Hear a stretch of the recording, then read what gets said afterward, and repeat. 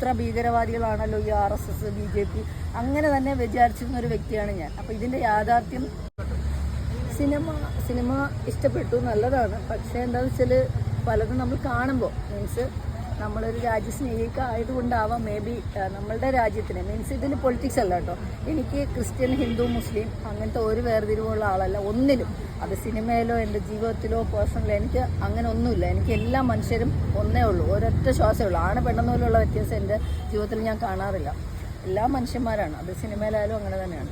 പക്ഷേ നമ്മുടെ രാജ്യത്തിനൊരു ക്രെഡിബിലിറ്റി ഉണ്ട് ലോകരാജ്യങ്ങളുടെ മുമ്പിൽ. നമുക്കറിയാം 68-70 വർഷത്തോളം ഭരിച്ച കോൺഗ്രസ് സർക്കാർ പല കാര്യങ്ങളും നമ്മളെ തെറ്റായി വ്യാഖ്യാനിച്ചത് കൊണ്ട് സോഷ്യൽ മീഡിയയോ ഡിജിറ്റൽ യുഗമോ അല്ലാതിരുന്ന ഒരു കാലഘട്ടത്തിൽ നമ്മൾ പലതും വിശ്വസിച്ചു. ഇത്ര ഭീകരവാദികളാണല്ലോ ഈ RSS BJP അങ്ങനെ തന്നെ വിചാരിച്ചിരുന്ന ഒരു വ്യക്തിയാണ് ഞാൻ. അപ്പോൾ ഇതിൻ്റെ യാഥാർത്ഥ്യം ഞാൻ 9 വർഷം റിസർച്ച് ചെയ്തു, പല സംസ്ഥാനങ്ങളിൽ യാത്ര ചെയ്തു, പാർട്ടിയെക്കുറിച്ച് പഠിച്ചു.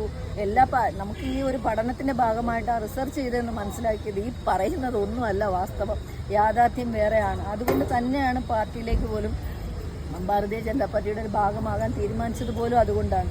അപ്പോൾ നമ്മൾ കാണുന്നതോ നമ്മളെപ്പോഴും സത്യം ചിലപ്പോൾ നിങ്ങൾക്ക് എപ്പോഴും വിഷ്വലൈസ് ചെയ്യാൻ പറ്റുമെന്ന് എനിക്കറിയത്തില്ല. പക്ഷേ മാധ്യമപ്രവർത്തകരായാലും മനുഷ്യരായാലും ആരായാലും ഒരു സത്യത്തോട് ചേർന്ന് നിൽക്കുന്ന കാര്യങ്ങൾ അങ്ങനെ പറയണം എന്നുള്ളൊരാഗ്രഹമുള്ള ഒരാളാണ്.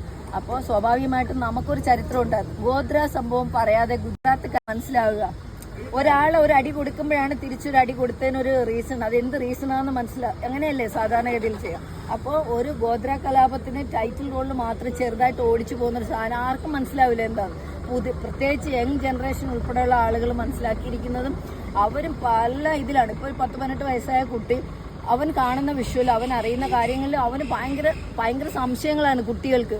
അയ്യോ ഗുജറാത്തിൽ ഇത്രയും സംഭവങ്ങൾ നടന്നത്, എങ്ങനെ സംഭവിച്ചു, എന്താണ് കുഞ്ഞതിൻ്റെ ബാക്കിലുള്ള ഹിസ്റ്ററി ചിലപ്പോൾ പഠിക്കുന്നുണ്ടാവില്ല.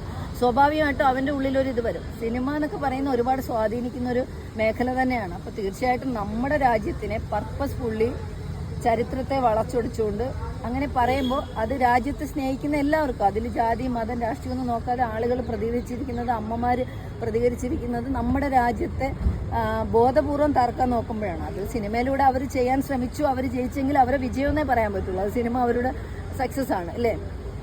തീർച്ചയായിട്ടും സിനിമ എന്ന് പറയുന്നൊരു ഇൻഡസ്ട്രിയാണ്.